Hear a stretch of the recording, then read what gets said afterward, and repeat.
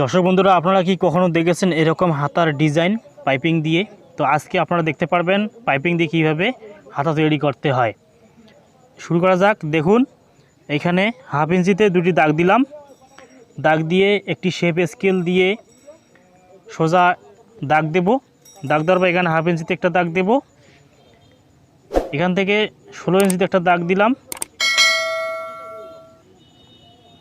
এখান থেকে 3 ইঞ্চির দাগ দেব।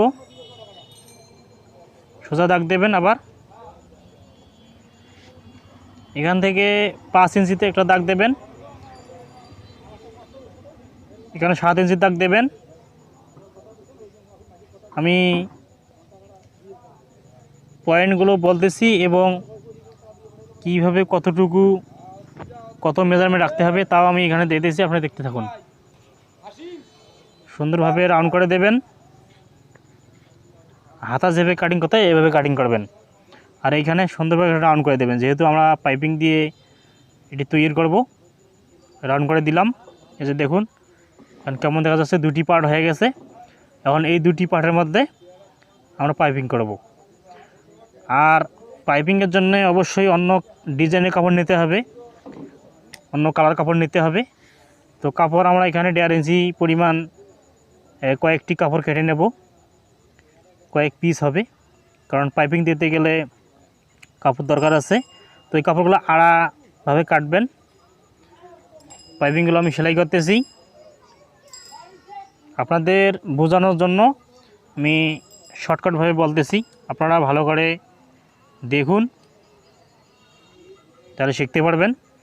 তো পাইপিংগুলো আমি দেখুন কীভাবে জয়েন্ট দিতেছি। প্রথমে কোন দিক দিয়ে শুরু করলাম তাও লক্ষ্য করে দেখুন। আস্তে আস্তে এভাবে সেলাই করে আসবেন। এখানে আপনারা পাইপিংয়েতে আপনারা সুতা বা রশি লাগাতে পারেন,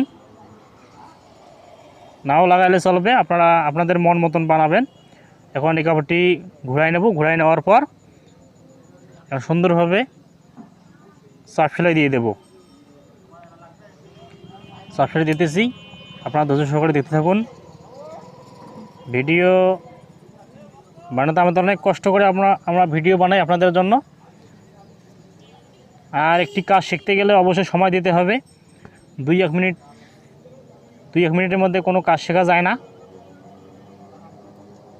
তারপরেও আমার এই ভিডিওটি অনেক লং, তারপর আমি এডিট করে শর্টকাট করেছি আপনাদের বোঝানোর জন্য। তো চাপ সেলাই দেওয়া হয়ে গেল। এখন এখানে আরও একটু চাপ সেলাই দিয়ে দেব, কারণ দুটি চাপ সেলাই দেওয়া থাকলে খুবই ভালো দেখায়। এজন্য তার পাশ দিয়ে আরেকটি চাপ সেলাই দিয়ে দিতেছি। চাপ সেলাই দেওয়া শেষ।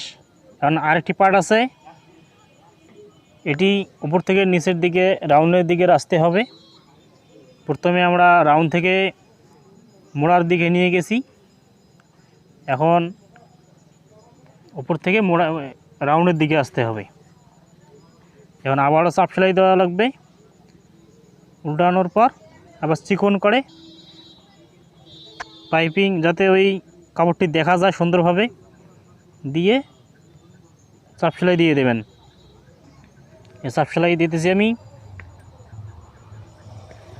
চাপ সেলাই দেওয়ার পর এখন আমরা এখানে আবার চাপ সেলাই দিতে হবে, দুটি দেওয়া লাগবে। যেহেতু আমরা ওখানে দুটি, ওই স্লিপে দুটি দিয়েছি চাপ সেলাই, এখানেও দুটি দিতে হবে। চাপ সেলাই দেওয়া হয়ে গেল। এখন পাইপিং চিকন করে এখন লুপ বানাতে হবে। লুপ আমরা এখানে ডিজাইন দিয়েছি, লুপ হবে। এখন একটি নিডল দিয়ে অথবা চিকন পেরেক দিয়ে আপনারা এটি করে নিতে পারেন, খুবই ভালো হবে। তো 5 পিস আমরা লুপ বানাবো।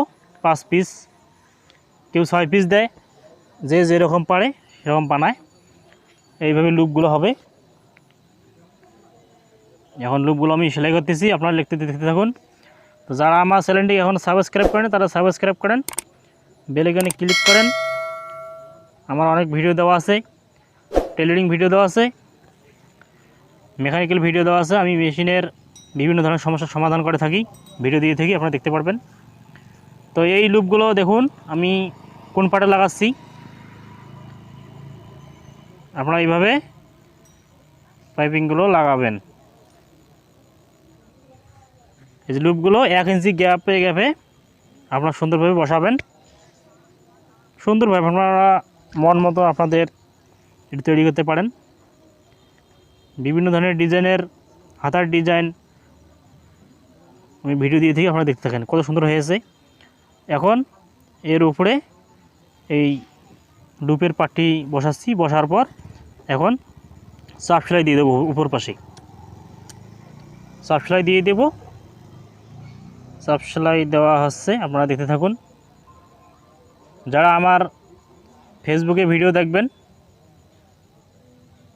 তারা লাইক কমেন্ট শেয়ার করবেন বন্ধুদের মধ্যে।